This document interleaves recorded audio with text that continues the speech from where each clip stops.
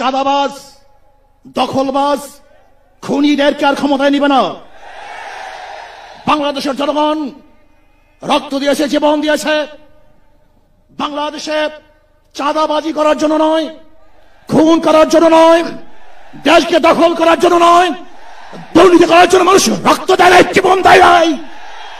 বাংলাদেশের মানুষ জীবন দিয়েছিল, মানুষ মুক্তি পাবে, শান্তি পাবে। আমার গরিব দুঃখী মেহনত মানুষ ক্ষুধার্ত থাকবে না। বাংলাদেশের একজন মানুষও খোলা আকাশের নিচে থাকবে না। বাংলাদেশের একজন গরিব বস্ত্রহীন থাকবে না। আমার বাংলাদেশের কোন মানুষ গুম হবে না, খুন হবে না। বাংলাদেশের কোন ব্যবসায়ীকে চাঁদা দিতে হবে না।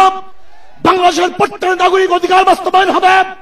তারা শান্তিতে বসবাস করতে পারবে, নির্বিঘ্নে ঘুমাতে পারবে।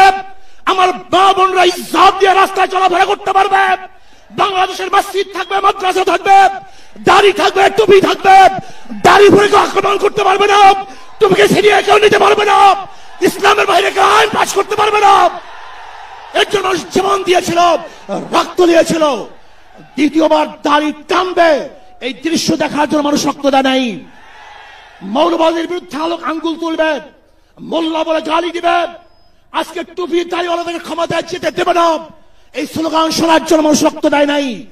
এই দৃশ্য দেখার জন্য বুকের তাজা রক্ত জমিনে ঢেলে দিয়ে মানুষ শাহাদাত বরণ করে নাই, বরং বাংলাদেশের মানুষ শাহাদাত বরণ করেছিল এই জাতিকে মুক্তি দেওয়ার জন্য, কোরআন ও সুন্নাহর আইন বাস্তবায়ন করার জন্য। বাংলাদেশের মানুষ ওই ভারতের গোলামি করার জন্য রক্ত দেয় নাই। বাংলাদেশের মানুষ ভারত আমাদের দেশে কর্তৃত্ব নেতৃত্ব করবে, আমেরিকা আমাদের দেশে কর্তৃত্ব নেতৃত্ব করবে, এর জন্য বাংলাদেশের মানুষ জীবন দেয় নাই, রক্ত দেয় নাই। বাংলাদেশের মানুষ সাধন, তারা নিজেরা আইন প্রণয়ন করবে, নিজেরা সংসদ পরিচালিত করবে, তারা নিজেদের পায়ে দাঁড়াবে। বাংলাদেশের মানুষ জীবন দিতে পারে, কিন্তু কার গোলামি করতে পারে না। প্রিয় ভাইয়েরা আমার, আমি বিশ্বাস করি আজকে মঞ্চে যারা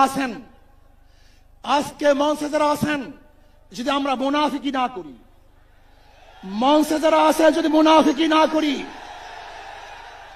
মুখের এবং কাজের কথা যদি একসাথে থাকেন, মুখের সাথে কাজের যদি মিল থাকেন, আমি এই লক্ষ জনতার সামনে কসম করে বলতে পারি আগামীতে ক্ষমতায় যাবে ইসলাম, ক্ষমতায় যাবে ইসলাম, কোনো সন্দেহ নাই।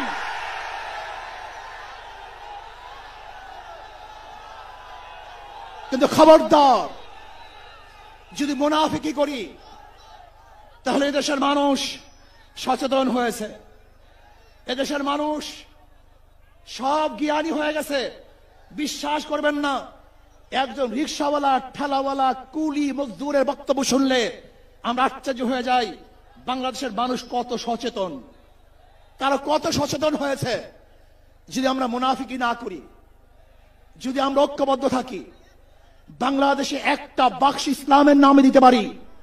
যেরকম আমেরিকা এবং ওই জারস ইসরায়েল ইরানের উপর আক্রমণকারী ভেবেছিল মুহূর্তের মধ্যে নিচ্ছিন্ন করে দিবে, কিন্তু আক্রমণ করার পরে দেখেছে ইরানের গুহার থেকে কোথা থেকে বোম মিসাইল চলে আসছে।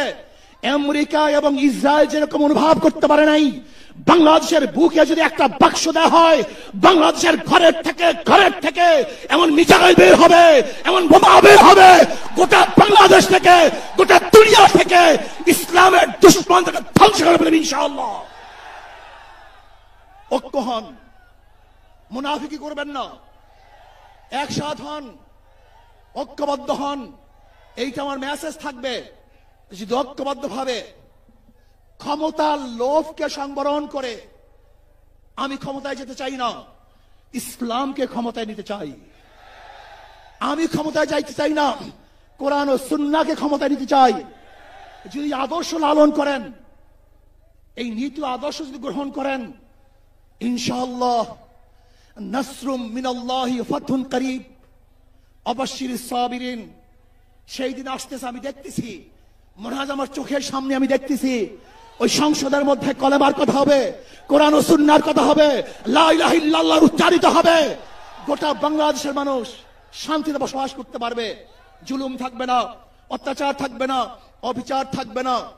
প্রত্যেকটা মানুষের প্রাপ্তি তাদের ঘরে ঘরে পৌঁছানো হবে। আজকে আমার মা বোনেরা মনে করছে ইসলাম ক্ষমতা আসলে আমাদের অবস্থাটা কি হবে? ইসলাম ক্ষমতা আসলে প্রত্যেকটা মা বোনের ন্যায্য অধিকারকে প্রতিষ্ঠিত করা হবে। ইসলাম ক্ষমতা আসলে আগামী 5-10 বছরের মধ্যে সমস্ত গরিবরা দরিদ্র সীমার উপরে চলে যাবে। ইসলাম ক্ষমতা আসলে 28 লক্ষ কোটি টাকা বিদেশে পাচার হবে না, দুর্নীতি থাকবে না, জুলুম থাকবে না, অত্যাচার থাকবে না, নির্বিচার কোন মানুষ আর খুন হবে না, গুম হবে না। ইসলাম ক্ষমতা আসলে শ্রমিকদেরকে তাদের অধিকার আদায়ের জন্য রাস্তায় নামার কোনো প্রয়োজন হবে না। ইসলাম ক্ষমতা আসলে কৃষক, শ্রমিক, মজদুররা তাদের অধিকারকে প্রতিষ্ঠিত করার জন্য ইসলামী সরকার তাদেরকে নিয়ে কমিটি গঠন করে তাদের প্রাপ্তি তাদের কাছে পৌঁছায় দেবে। আসুন ইসলামী হুকুমাত কায়েম করার জন্য আমরা চেষ্টা করব। আজকে আমাদের এই জনসভায় যশোর থেকে আমার কিছু ভাই আসার সময় তার অ্যাক্সিডেন্ট হয়ে শাহাদাত বরণ করেছে। আল্লাহ তাদেরকে জান্নাতুল ফেরদাউস দান করেন। আমার অনেক ভাইয়ের আহত অবস্থায় আছে, আল্লাহ পাক তাদেরকে সুস্থ করে দেন। আসুন আজকে জনসমুদ্রে আমরা আসছি, আমাদের টাকা নাই, পয়সা নাই, নিজের পয়সা দিয়ে এসছি, নিজের খানা খেয়েছি। এই জাতিকে, এই দলকে, এই কাফেলাকে গোটা দুনিয়ার কোন পরাশক্তি পরাজয় করতে পারবে না, থামিয়ে রাখতে পারবে না। অবশ্যই ইনশাআল্লাহ আমরা বিজয় হব। আল্লাহ আমাকে এবং সবাইকে ইসলাম হুকুমাত কায়েম করার তৌফিক দান করেন। আমার